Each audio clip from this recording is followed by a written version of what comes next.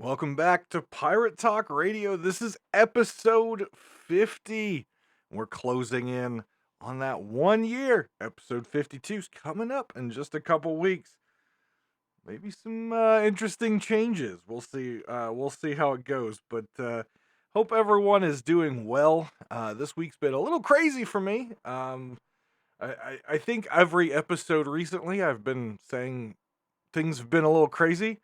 Obviously, you all know who have been listening that I've been doing the convention tour, and we're done with that. And then all of a sudden this week, my car died. My car wouldn't start, which was really interesting because of my schedule and stream times and recording this and stuff.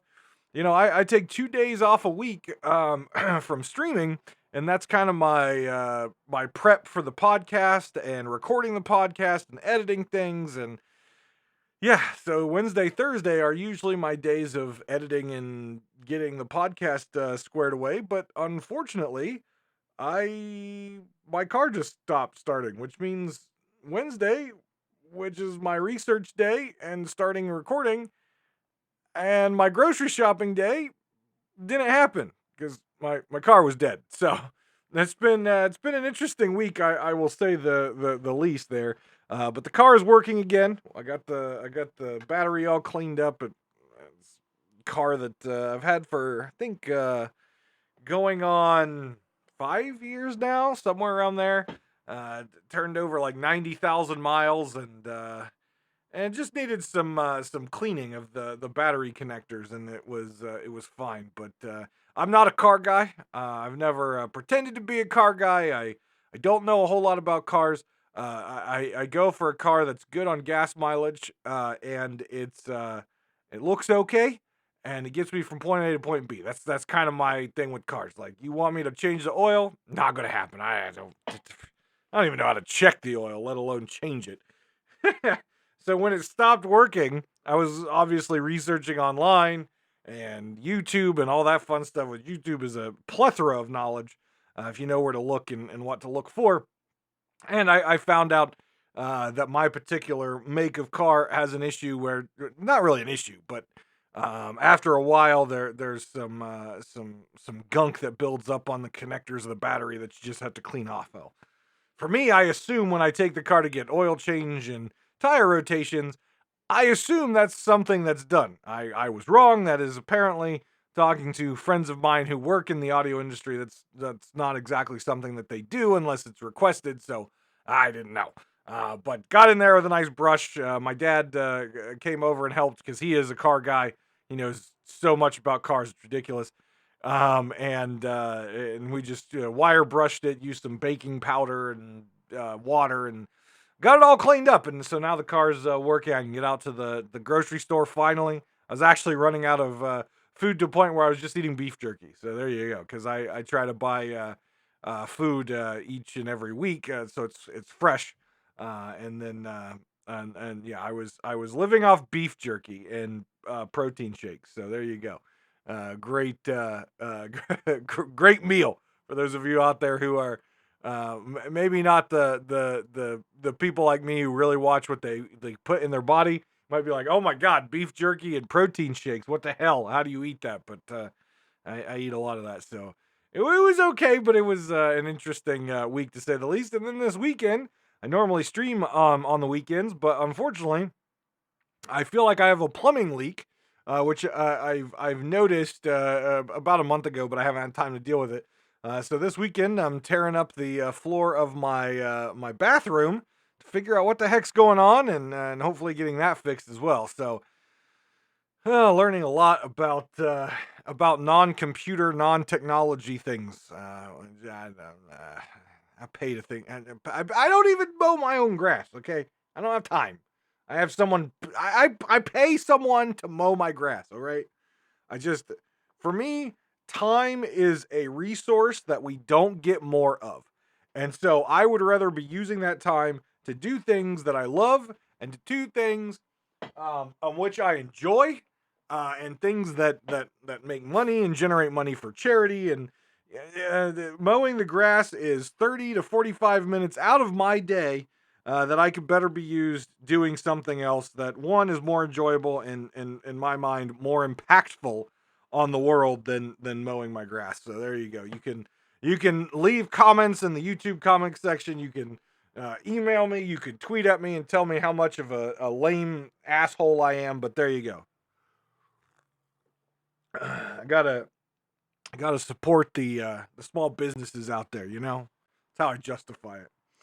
Anyways, you guys don't want to sit here and listen to me ramble about my life. So let's get into some Sea of Thieves. And this is going to be a very interesting episode. I think a lot of people are going to enjoy this. I want to thank everyone for the amazing responses in the last episode, in the YouTube comments, and other messages that I received.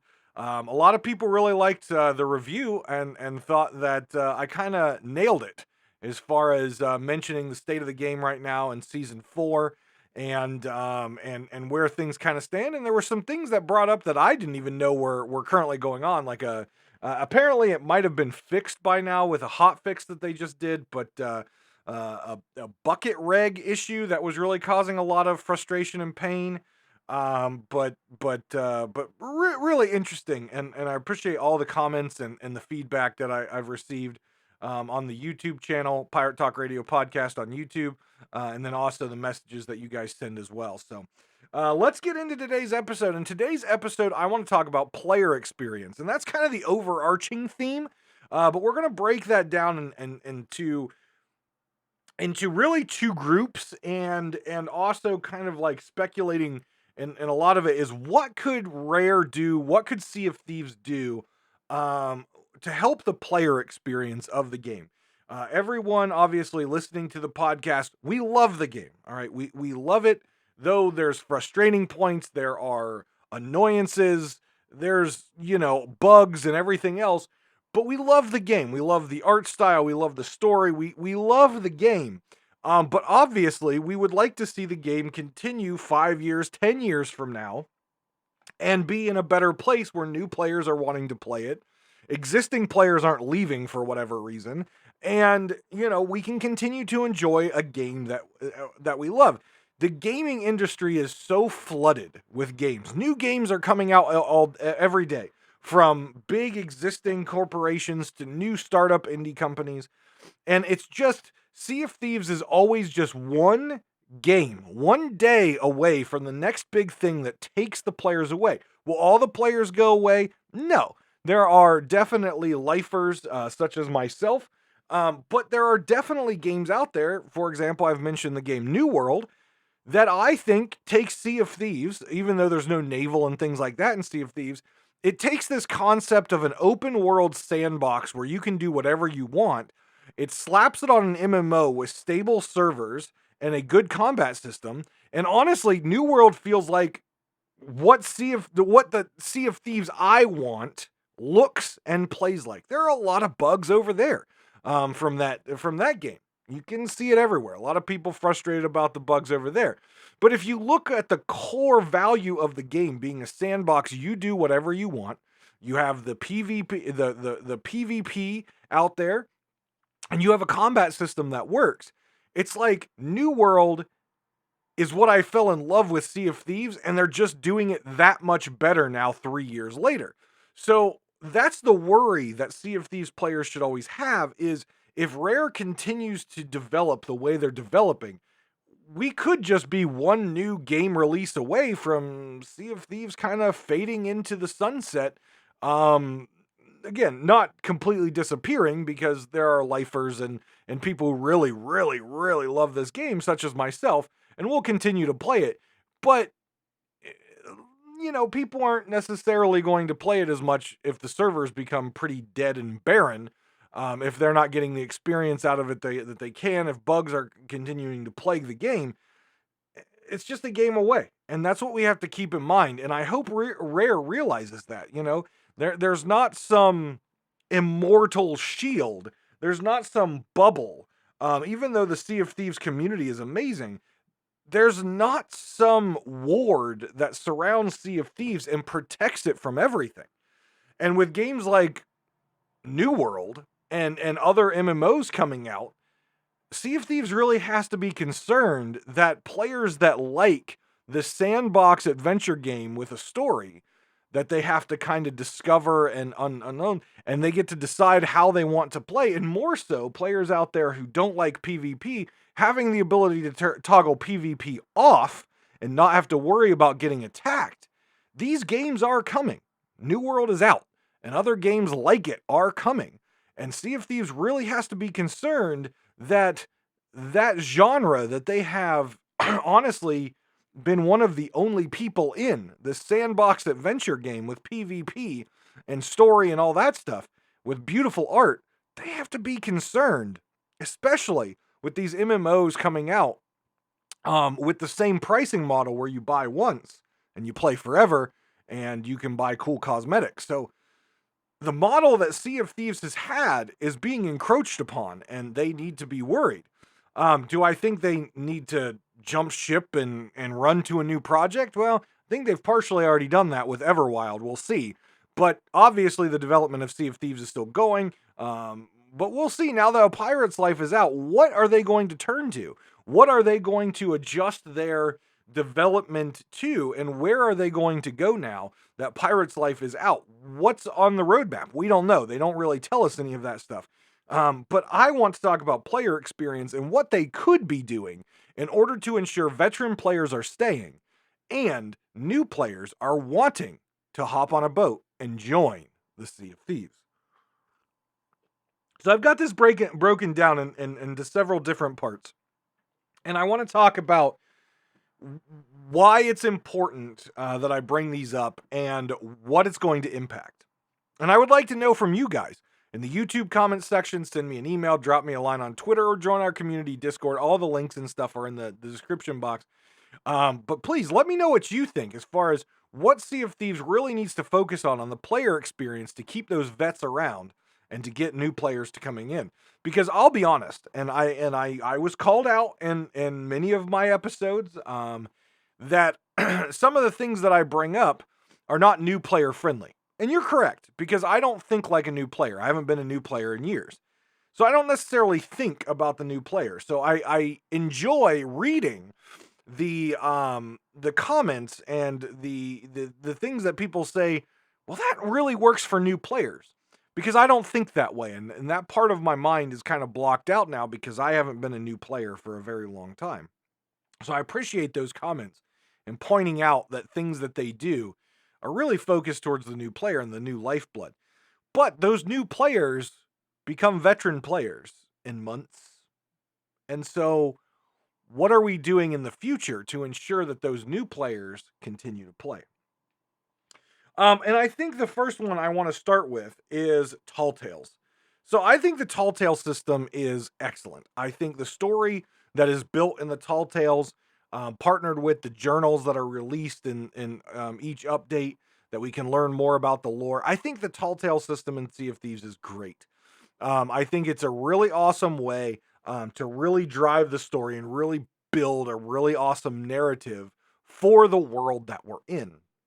However, Tall Tales are a new player experience. Yes, veteran players will go back and they'll do the Tall Tales. Obviously, the old Tall Tales you have to do 5 times or 3 times. Pirate's Life, thankfully, you only had to do once if you did it all the first time. I think I did most of them twice to finish the accommodations. But you don't have to grind it through 3 times. You don't have to definitely grind it through 5 times. Shores of Gold 5 times is a pain in the ass. But the Tall Tales I view as a new player experience. That's your story. Most veterans have at least played through the Tall Tales 1 time, and maybe 5 times for the Gold Curse, or 3 times for the Heart of Fire series. But even in A Pirate's Life, I know some players have played through it multiple times to get all the nuances and all the lore pieces and all the little details. And that's absolutely fine and amazing that they're replayable. But I think the Tall Tale experience needs to completely be revamped. I think they need to rethink you have to play this 5 times. And I really think they need to bring that back. Bring that back to like 1 time, like Pirate's Life. Maybe 2, right? Well, maybe. But they really need to revamp that Tall Tale series where new players who come in and they want to do the story, they're encouraged to do the Tall Tales. It's right there. Well, Pirate's Life is right there, to join in for the Pirate's Life piece and stuff like that. But when they do it once and they get one piece of cosmetic and they open their accommodations or they open the Tall Tales and they're like, I have to do this 5 times? Why do I have to do this 5 times? Like, that is a detriment. And that is something that, in my mind, discourages players unless they really want that cosmetic that they get for doing it 5 times and 100% completion. But I think they really need to revamp that. Do I think you still need to get all the journals? Yes. Do I think you still need to complete it all the way through once? Yes. But I think what they need to do is they need to make it so you get the full completion on one go if you get all the journals. You don't get it if you don't get all the journals, but I think they need to revamp it so you can do it once and have the 100% completion if, again, you're diligent and get all the journals. The second part of the Tall Tale piece I think would go really far is make it instanced, right? So I have seen numerous, my research this week, I've been perusing Reddit, I've been perusing Twitter, I've looked at YouTube videos and streamers, and I've really tried to get a feel of as wide of a variety of the community as I can on this. And one thing that is kind of a overarching thing is most people don't attack tall tailers. Well, how do you know they're not on a tall tale? How do you know? You don't know that they're on a tall tale unless you get on their ship and see that they're on a tall tale. Even if they're on an island that's a tall tale island, you still don't know that they're on a tall tale. There's Order of Souls missions there. There's Gold Hoarder missions there. There's Emissary Ledger missions there. There's Merchant Alliance missions there. You don't know unless you get on their boat. And to be completely frank, if you're on their boat, most likely you've already put cannon shots in them and you're working on sinking them. And then it's like, oh, I've been super aggro to you and I'm trying to sink you and kill you because that's the pirate's way. But you don't have any loot and you're on a tall tale. So I'll help you repair your ship and send you on your way. For a new player who's doing tall tales and they're getting pummeled by cannons and then someone gets on their ship and kills them and then all of a sudden, oh, I'm going to repair your ship and let you on your way because you're doing a tall tale. It's kind of like, what? Like, what? So I think they really need to make tall tales instance, like a Pirate's Life instance tall tales. And yes, there is something magical about doing the tall tales in adventure, and I don't think they should turn that off.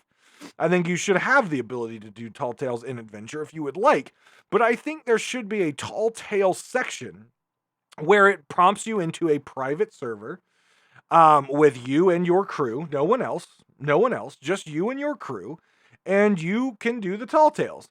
Now, with that being said, I think the private server rules should still apply. You're not going to get seasonal credit unless it's seasonal credit based on the tall tales.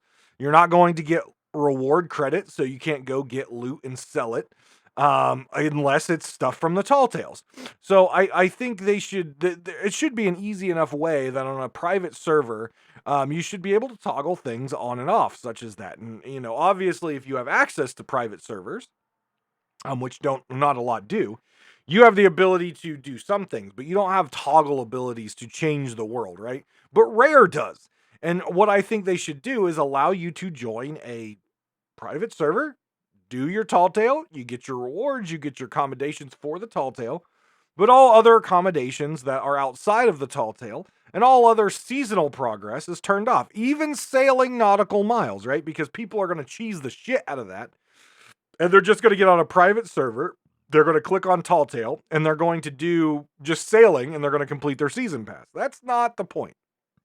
So yes, you get credit for the Tall Tale work that you do, and you get credit for gold or doubloons based on what you do on the Tall Tale, the rewards that you get out of the Tall Tale, but nothing else that you get credit for. And I don't think that would be too much for them to do. They already have private servers, and they already have it so you don't get credit for anything, so they just have to toggle some of the stuff on. I don't think it would be that challenging. Now, I'm no developer and I don't work for Rare, and obviously most of their stuff is not public. So I don't know how difficult it is, but based on what I'm thinking and my experience in software, I would assume that that's not too challenging to do, and it would increase the player experience for new players and existing players alike who just want to grind out those tall tales and not have to worry about the threat. And they can enjoy the experience, they can enjoy the story, they can work on those journals, and they can spend time to actually read the journals instead of firing a cannon off to the island where the journal is, hurry up, picking it up, just clicking through it real quick, trying to get back to their boat because they're getting chased by someone, right? Giving them time, allowing them to immerse themselves into this great story, allowing them to experience it with their friends without having to rush because of the threat of someone trying to attack you. Now, do I think that Sea of Thieves is a game that should always keep that threat where PvP is always imminent at any time? Yes. But that is for adventure, and that is for you spending your time out there on the seas, getting plunder and doing events. That's when PvP should always be imminent. When you're just trying to enjoy the story, and when you're just trying to walk through the story, I don't think necessarily that player being imminent threat all the time is a good thing. We've had it for a long time, and sure, a lot of the vets out there will say, well, I had to do it, so everyone should have to do it. Look, I will be the first person to say that I am always one of those old school people that says, look, back in my day, and everyone says boomer, even though I'm not a boomer. Back in my day, it was hard to grind this stuff. And back in my day, we didn't have this. And back in my day, we could only eat bananas. And back in my day, and here's the thing. If you want new players to join your game and enjoy your game, and you want players to stay around when you have to grind through a tall tale 5 times, throw them a bone. Evolve, right? Evolve and change with the times. I was one of those players, if you ever played World of Warcraft back in the day, and add-ons started to come out, I was so against add-ons. I was the anti-add-on guy. I was the guy that said, well, if Blizzard wanted us to have these, they would just build it into the game. And I fought to not use add-ons for a long time. And then they started to become required for raids and group content and everything else. And I started to slowly get add-ons. And then by the time I was done playing WoW a few months ago, I had so many add-ons and I was a weak aura expert and all this shit. And I was downloading databases of information onto my computer to analyze my performance and my guild's performance and creating spreadsheets. And it just became ridiculous. But that's where the game went. And that's what the players wanted. And I can tell you that, in general, most players don't want to grind the tall tales 5 times. Most players who are doing tall tales don't want to be killed while they're just trying to enjoy the story. So I think this is something that Rare should look at and evolve and make their game better for both new players and existing players alike. There's a lot of players out there who I've talked to recently who they would like a way to enjoy the story and read back over things that they've found, which we'll talk about in a minute. I mentioned in the last video, in the last podcast. And I think this is a good launching point for some of that stuff, is giving players the ability to just do the tall tales without any worry that they're going to get killed. I think it's great for new players. I think it's great for existing players. And I think it's great for the game. Will they do it? I don't know. But it's definitely something out there that they could look at doing. The next thing I want to talk about with player experience is what I'm going to now call the Pirate's Log, or you could call it the Captain's Log, whatever you want to call it. But in this log, and I mentioned it in the last episode, I think this should be an option. Like you have quests and you've got your inventory. When you pull up the escape button, you've got all the options across the top, or you pull up your reputation stuff, you got all the options. There should be an option called Pirate's Log. And what that is it should be a chronicle of all, excuse me, of all the journals, all the interactables that you've found playing Sea of Thieves. A cave painting, right? A piece of paper on the wall that's honoring someone from the past of the game. Anything that you've chronicled in your time should be there. And it should be grouped together. So, for example, all of Umbra's journals should be in chronological order. So, volume 1, volume 2, whatever it is, all of Umbra's journals should be there. All of Duke's journals, which were just introduced, should be there. The Morning Star, all the Tall Tale journals, they should be in one location where you don't have to go, okay, let's see here. Art of the Trickster journal, or go to Tall Tales, Art of the Trickster. No, not that. It should be its own tab called Pirate's Log or Captain's Log. And what you can do is you can click on it, and then along the thing will be like all the different chapters in your little pirate notebook. Then you can click on, Heart of Fire, blah, blah, blah. You can click on Umbra, blah, Duke, blah, Wanda, blah, blah, Morning Star, blah, and you can cycle through and basically read it like a book. And I think that would be fantastic because I know the lore hounds out there, which is not everybody.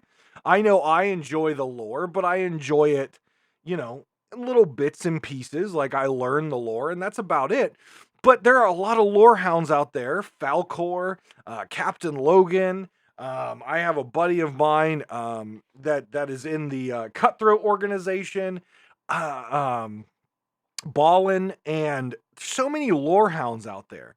And the only way that they can go back and look at this stuff is going to like Rare Thief, or they've written it down themselves or something like that. And if they, years down the road, if they want to go back and be like, man, what was that journal that I found on Wanderer's Refuge in year 1?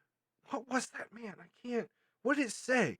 The only way to go find it, unless you use a website, is to go back and read it and click through it and read through it. But if you're working on a role-playing project, or you're working on a lore episode on YouTube or a podcast or something like that, it would be so helpful to have basically a section in the game where you can just pull it up and you can read it chronologically and you can check it out. And you can remember what you went through, or you can go back and read something that maybe you didn't have time to read the first time. I think a pirate's log or a captain's log would be absolutely fantastic addition to this game, especially, like I said, for those lore hounds out there, which is not for me, but that's not to say that everything that I want in the game should be put in the game, and that's not to say that everything I want should be Rare's top priority. It's not to say that every PvP sweat lord out there, that what they want should be Rare's highest priority, and every PvE lord out there who just wants to sit on a 6-ship alliance server and farm gold all day without ever having a threat of having a blunderbuss pointed at them and one-shot them. That's not what the game should be built for. Everyone and for the masses. And there's a good chunk of people out there who love the story and who want to go back and relive the story and who want to remember those books that they got, and they want to be able to read through them like you would any other book. I've got the Sea of Thieves books right over there on my bookcase. And some people just want to read through them. And I think those would be great additions to the game. Everyone out there loves a story. Everyone out there loves a good story. That's the best part of a video game. That is the best part, is having a good story, right? Even games like Apex Legends, they have a story, believe it or not. Games like Fortnite have a story, believe it or not. Overwatch has a story, believe it or not. Now, you may think, oh, those are just first-person shooter games. You just log in. No, they actually have a story. Their characters have lore. You can read the lore in the game. When they come out with a new update, they can do these amazing videos about the lore. It's there. There is story in those games. Now, for a game like Sea of Thieves, which is a sandbox adventure game, the lore is very important and the story is very important because you are helping to write the story, as Mike Chapman always says. What we do as players oftentimes drive what they're doing as developers to push the story in different directions. So, there you go. So I think something like a pirate's log or a captain's log would be important. And yes, for all you folks out there who want the ability to name your ships, which I think would be super cool, I'm sorry. I'm putting that at a lower priority than a captain's log or a pirate's log for the lore hounds out there. And I think most of them would probably agree with me. Though naming your ship would be really cool, and though there would probably be a lot of work going into that in order to make sure people don't put stupid ass names on their ship like they did with their arena pets, or their pets when they're in the arena or even out in the world, racist slurs and homophobic slurs and just inappropriate sexist things. Yes, it exists out there, so Rare, of course, had to dive in and make adjustments to the naming conventions, and people are still getting around them. So I think on a toxicity and, you can't fix stupid, but if you don't put it in, stupid can't be stupid. So there you go. You can't really be stupid with a pirate's log because, well, you're Rare and you're controlling what goes in those books. So if you put something bad and inappropriate in there, well, you did that in the world. So, but stupid is stupid is going to happen. So what Forrest Gump say? Mom always says stupid is as stupid does. Stupid is as stupid does, or something like that. I don't know. I haven't watched Forrest Gump for a while. It's a good movie, but I haven't watched it for a while. But can't fix stupid, but you can program out so stupid can't happen. So I put Pirate's Log up there as I think an important thing that I think Rare should consider for all those lore hounds out there. Now with the event going on right now, and I can tell you it goes to November 4th. It's killing skeletons and getting renowned and stuff. I think this was designed brilliantly. I think there's a lot of complaints out there right now about we can't get it done. I can't get it done. Look, I think that's fine. I think a limited time event that has limited cosmetics, I don't think, and I've said this many times in many episodes, I think the season pass for 3 months should be something that in 3 months a casual player playing an hour or two a week can get it done in 3 months. I don't think the season pass should be overly hard where you can't complete it in the 3-month time period. But a limited time event that's a week long, a month long, whatever it may be, I think it should be designed with a challenge where it forces players to log in. That is your incentive to log in and play more than an hour or two. And if you don't get it done, that's fine. You might be disappointed and upset that you didn't get the blunderbuss or the cannon or the sword or whatever the cosmetic is, but that's just how it is. Limited time cosmetics are cool because they're limited. And they're cool because not everyone gets them. If everyone gets them because the event is super easy, then it's not as cool and prestigious anymore. And the only people you can hold that above their head are the people who weren't playing during that time. And well, they didn't have an opportunity to get it anyway. So I think it's fine with what it is. And what I can tell you is the community is coming together amazingly. And they've already unlocked the first figurehead, really cool spider figurehead. And they're well on their way to unlocking the second figurehead. So good job, everyone out there, getting out there and killing your skeletons. On our way to our collector's figurehead, which the ship looks amazing, and I want that figurehead. So keep it up. Keep killing those boners. Knock them dead. They keep taking the blue pill and getting back up. Just keep knocking them down. Just knock them down. But I don't think there's any reason that this amazing community can't come together and finish that event off strong. And everyone else out there, make sure you're taking a look at the favor, the double favor for what is going on and what you can do to get double favor to get your personal unlocks, which I believe is the tankard, the blunderbuss, and cannon, I think. So make sure you're keeping your eye on that. But I think they need to do more of these worldwide community. The Sea of Thieves community is absolutely amazing as a whole. And I think they should be rewarded and earn things as a community as a whole. Look, the year is broken. You can break the year down into different sections. We have quarters, which right now is our season. So 3 months. There are 4 sets of 3 months in a year. If you were unaware or living under a rock or not quite sure how to do math, you break down the year into quarters. Each quarter has 3 months in it. Or you can break it down in half, and each half has 6 months in it. Wow. I just did math live. Well, not really live. It's recorded, and I could edit it in case I screwed it up. But don't worry, I didn't. I didn't. Pirate Talk Radio is known for one take. Editing. I'm bad at it. I just don't do it. At least for this. Unless I have to. Then I will. But I don't want to. So we just rattled that off in one go. So I think in the future, I think Sea of Thieves should really start to look at some of these world events, these world community events, and do more of them. Do I think they should happen every season? Nah. Do I think they should happen twice a year? Sure. Or 3 times a year? Break it into 4 months. Every 4 months, we get a 1-month community worldwide event? Sure. They could do it every 3 months, every quarter as well. And I think those events like this one could be very general. Kill skeletons, kill skeletal ships, kill ghost ships, kill phantoms, kill ocean crawlers, kill mermaids, kill sharks, kill megalodons. That would be a cool event. That would be a super cool event. Call it the worldwide shrouded ghost hunt or something like that, where you have to kill, as a worldwide community, we have to kill 500,000 megalodons or 1,000,000 megalodons in a month, as a worldwide community, and we get something cool, right? We get some cool cosmetics or something. A whole bunch of people might get the Shrouded Ghost title because you won't be like me anymore, and it's the Crested Queen. I've seen her 5 times today. You're actually going to stop and kill the megalodon, right? Or maybe we could call it the Terror of the Seas, and it's a kraken killing event, right? Side note here, I actually on Reddit today, I didn't respond to the post, but I found it interesting, and I think I've scrolled past it already, but the person says the title was "Where's My Kraken?"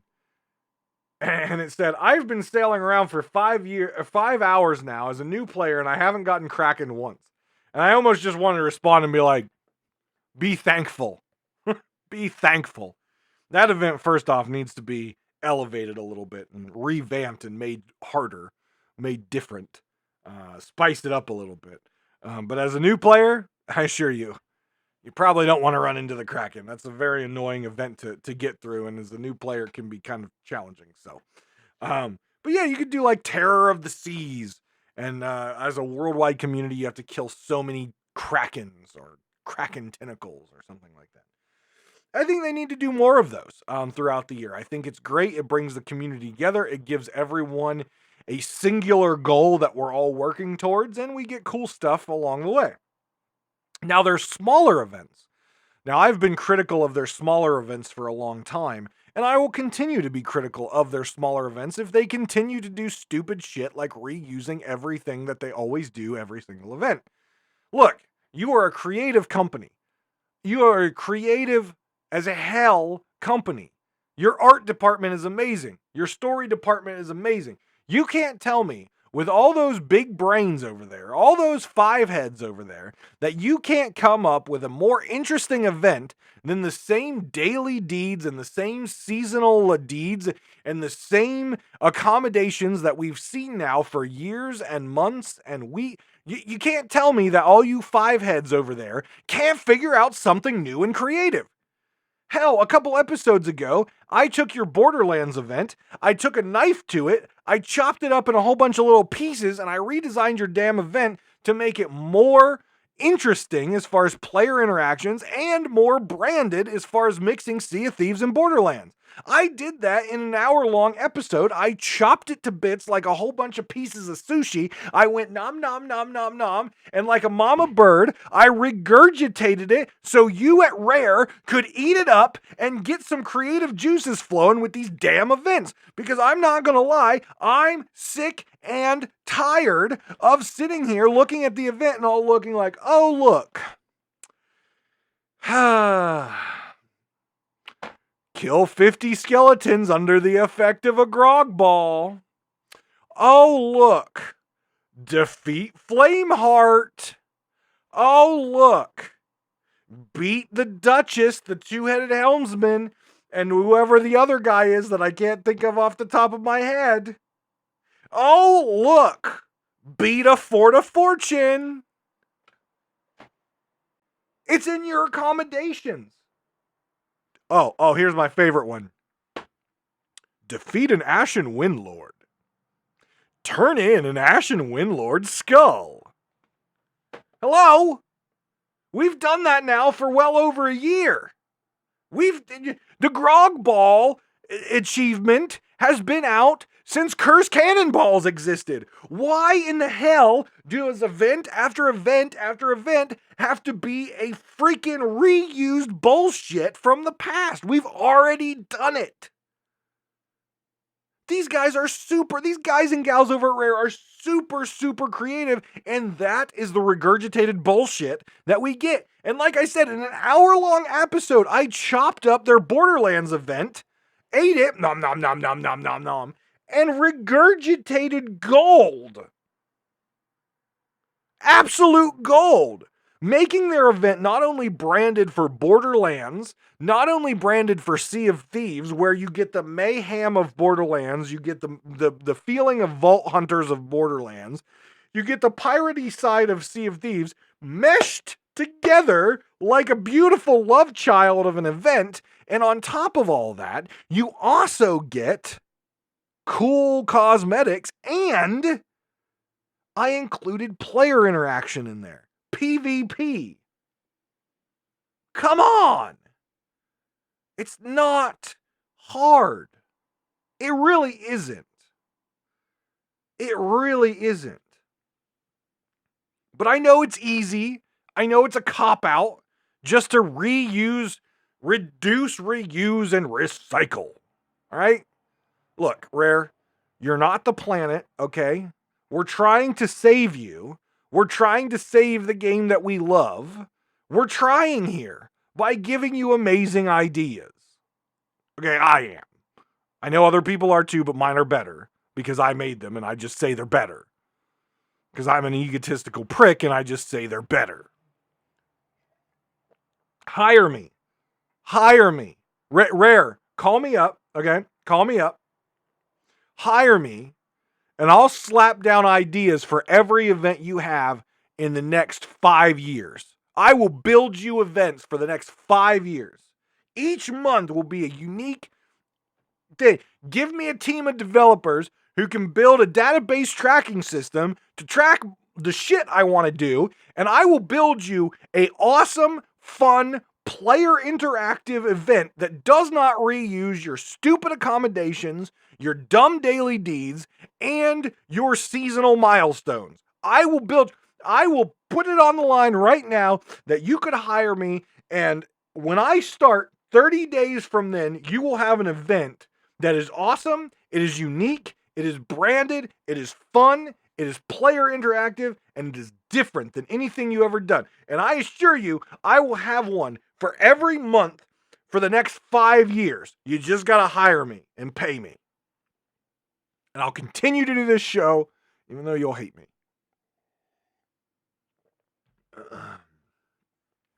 Joe Neat is currently contacting HR and saying, if this idiot Davrim ever applies for Rare, just auto-decline him. Don't call him back. Don't email him. Don't even send him the confirmation that we received his email, that we received his resume. Just auto-decline him. All right? Just auto-decline him. But anyways, just... And that, again, I want to talk about the player experience. Why is that important? Why do I get so heated about that? Why? Because I'm sitting in one of the largest communities out there that has been around since the very beginning of Sea of Thieves, and that's the Cutthroat Pirates. They are a PvP-centric, lore-hounding, role-playing, just amazing organization of people. And you know what? So many of them. This was a Sea of Thieves-only community. And now it has branched out to a variety of different games. Why? Because people who have played this game since beta are leaving because the events are lame and boring. They're lame and they're boring. And the content updates are dry.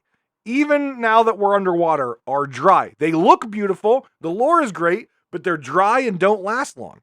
So people who have literally been playing this game, who have loved this game, who have been buying cosmetics and enjoying this game for so long, are now to a point that they're exhausted with the circle. All right? If you're a Game of Thrones fan, we need to be Jon Snow and Khaleesi. We need to break the damn wheel. That's what we need to do. We need to break the damn rare event and patch wheel. We have to break it. Why? Because the damn wheel keeps spinning and it's not working. It is not working. Their wheel needs broken, and so we don't have to live through this monthly cycle of I want to poke my eye out with a rusted plastic spoon. Yes, I said rusted plastic spoon. Because that is how these events feel to me. Yes, do I need to finish up the event going on right now? Absolutely. Do I give a damn if I don't? I will be bummed if I don't get the items, but no, I do not, because this event does not excite me at all. And Season 4 Sunken Kingdom does not excite me at all. So I will play when I feel like playing. But it's not exciting. It looks great. The cosmetics look great. But that is not enough for me to have to sit there and kill how many, God knows how many flame hearts or ashen winds and turning in their damn skull and kill. It's just the same shit I've done for years. Give me something new. Hell, I don't care if the event says turn in 500 chickens. At least it's new. Jesus.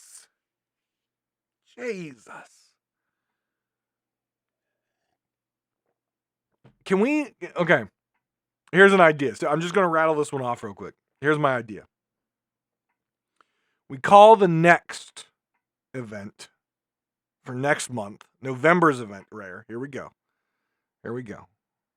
We call it the Reaper Runner. Okay. And the event has everything to do with chickens. Capturing chickens, killing chickens, eating chicken, turning the chicken in. Send a message. But you have to do it under the Reaper flag. You have to do Merchant Alliance, Noah's Ark animal missions under the Reaper flag. Right? That's what you have to do.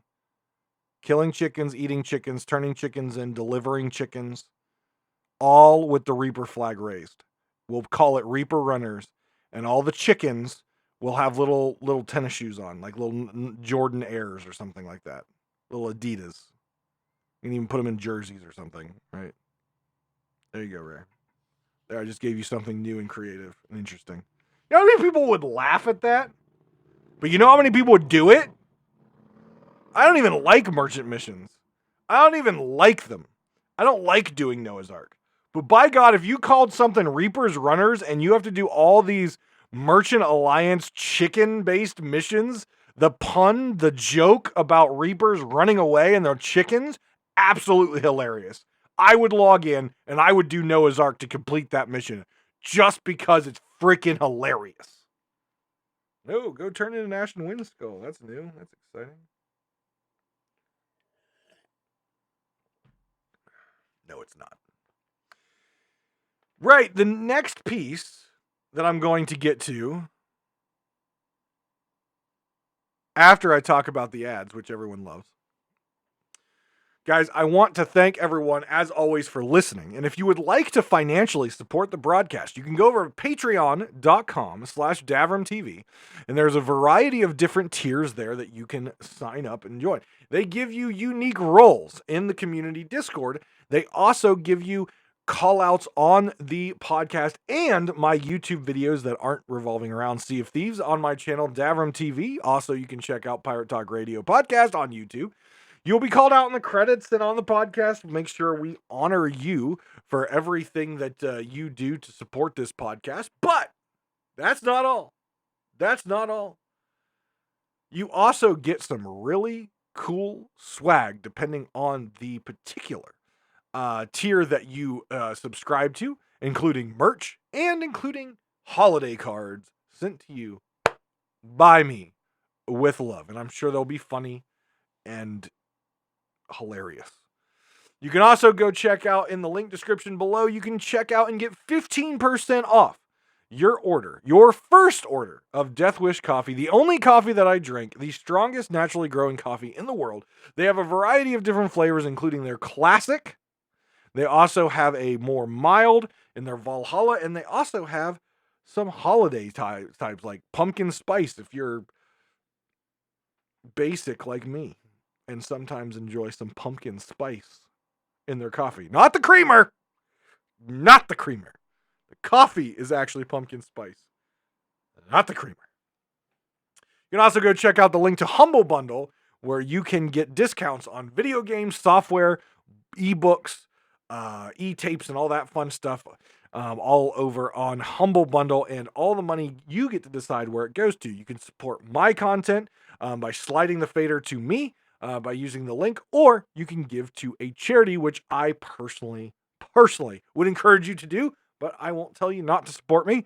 But go over and check out Humble Bundle. Also want to give a big shout out to a sponsor of ours who have been sponsoring us for years now, MMORPG.com, where they host my stream every single night. Again, MMORPG.com.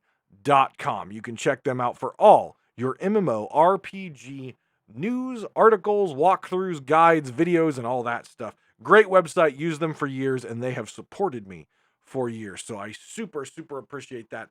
Also, one last note before we end in this sponsor section, and that is our charity, Extra Life Charity, that we are currently attempting as a community to raise $5,000 by the end of the year.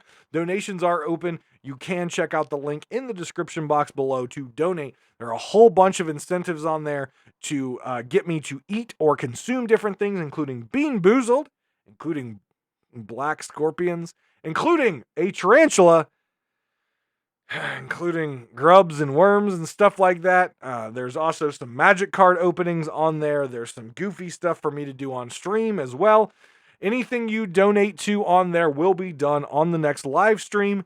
And if you wish, I can send you a clip of that once I have done what you have donated for. I can send that directly to you if you leave in the comment section of your donation that you would like that. I can email you the clip if you put your email address in the donation, so I can get that over to you and you can see me getting tortured by Bean Boozled. Or I have a variety pack of really disgusting sodas that I'm going to drink as well. So those are all for the charity. Again, we're trying to raise $5,000 this year, so big amount of money, but it all goes to help children pay for their health care. So it's definitely a great place to go. And if you do have Amazon Prime and you would like to sub to my Twitch channel, twitch.tv/Davrim, I am streaming New World 5 days a week. Any sort of bits or subscriptions that I get there that Twitch pays me out, all of that money will also be going to the charity as soon as Twitch pays me out. So there you go. Thank you very much for listening to the ad section. And now let's get back to our player experience podcast. Consistency.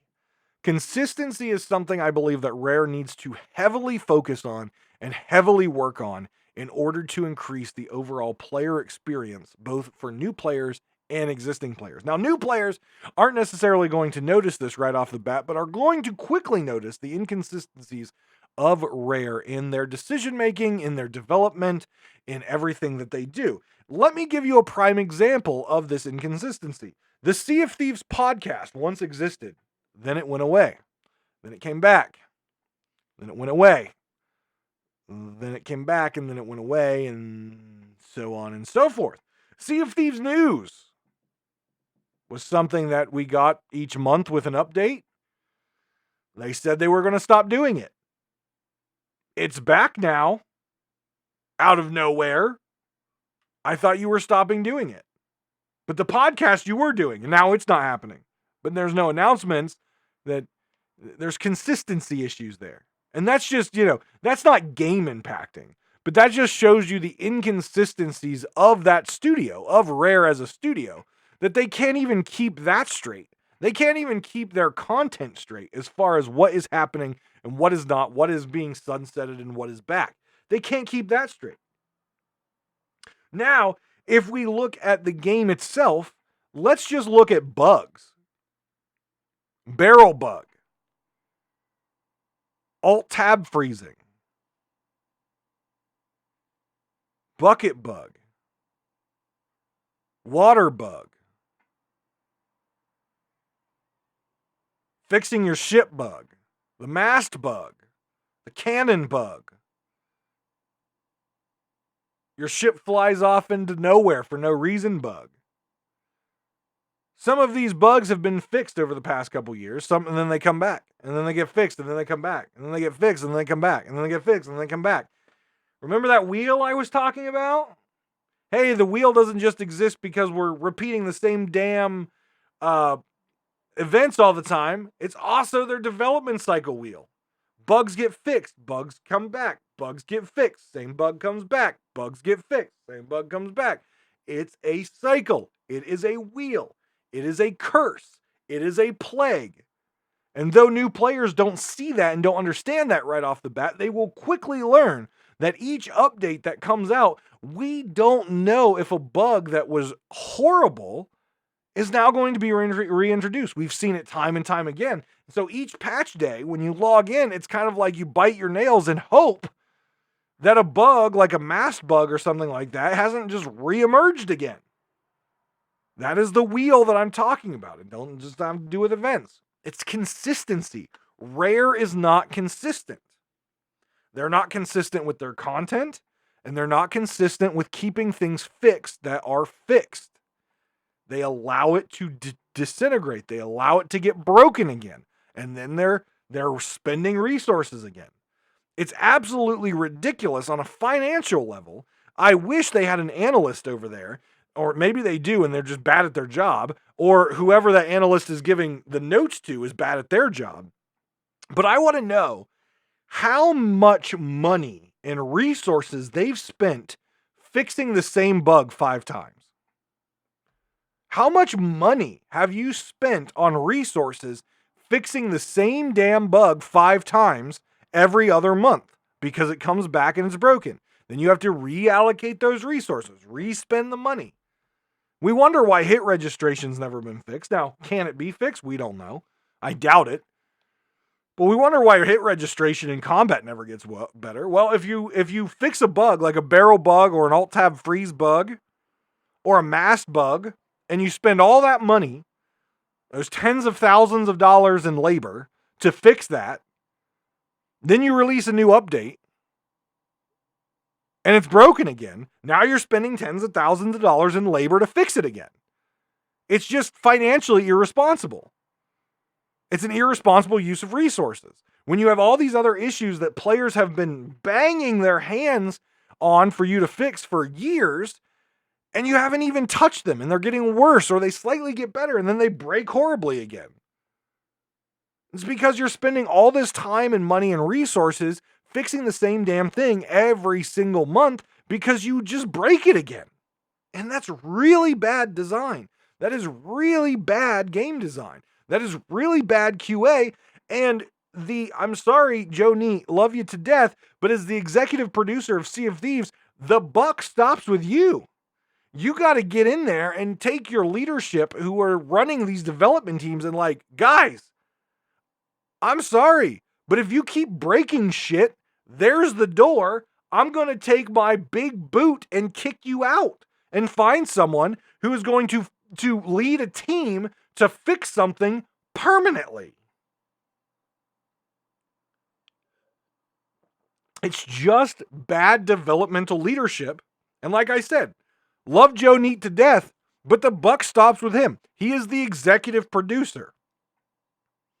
If this wheel that keeps on happening, this horrible player experience wheel of bugs and bad designed events, this wheel, the buck stops with him. If he continues to allow people in his organization to slack and allow this stuff to keep getting broken, he is not doing his job. He needs to replace those folks and get folks in there who are going to do their job. Now, is Rare a small development company? They're not that small, but they're smaller than, let's say, Blizzard. But still, there needs to be accountability. And if people are going to continue to lead a development team to fix something and then it just breaks so they have to spend more resources, it's financially irresponsible. It's a misuse and misallocation of labor. As someone who manages projects, someone who has managed software development, trust me, I know. Get with the program. And again, it all stops with Joe. The buck stops with Joe. Now, the last item on my list is the message of the game. The message of the game. And I think I could go on for an entire episode just on the message of the game. And maybe I will. Maybe we'll do a teaser for next week's episode here because we're already over an hour. So let me do a teaser for next week. And that is the message of the game. What is Sea of Thieves? Is it a PvP game? Is it a PvE game? Is it a PvPvE game? Is it a pirate game? Or is it an adventure game with ships? What is it? For the longest time, Mike Chapman has said this game is based on the golden age of piracy in the New World, the Bahamas, right? The Pirate Republic. That is the basis of it. Even the Sea of Thieves himself, he has said on a real life map, exists down there in New Providence Island area, Nassau, the Caribbean, the Bahamas, that area. That's where it exists. It exists down there. He's called that out before. And the core side of it is that this game is based on the golden age of piracy. But there are things that they do when they come out with some of this new content which clouds that message and which tells me maybe it's really not. And the more and more I see that, and the more that I know about the golden age of piracy, the more I feel like Sea of Thieves is drifting from a pirates game to an adventure game that just happens to have ships. And there's themes that they could do there's things that they could easily change to bring that back in and increase new player and existing player experience, both in PvE and in PvP. But we'll save the Sea of Thieves, what is the message of the game, to next week in episode 51 on Pirate Talk Radio. So stay tuned. Make sure, if you haven't done so already, leave me a review. Hopefully it's 5 stars, but if it's not, tell me what star value it is and tell me what you would like to see me do differently, because I read the reviews. If you are enjoying this show on YouTube, please hit that subscribe button and turn notifications on so you do not miss a single episode of Pirate Talk Radio. And also remember, if you choose to come over and become a patron on this particular organization that I so have named after myself, Davrim TV, if you would like to support the content, remember, you get Pirate Talk Radio at least 24 hours before the rest of the general population. So that is a perk for you. Sometimes it's up to 2 and 3 days. Just depends when I record it. But guys, thank you very much for listening. Stay safe out there. Take care of yourselves and each other. And I'll talk to you next time on Pirate Talk Radio.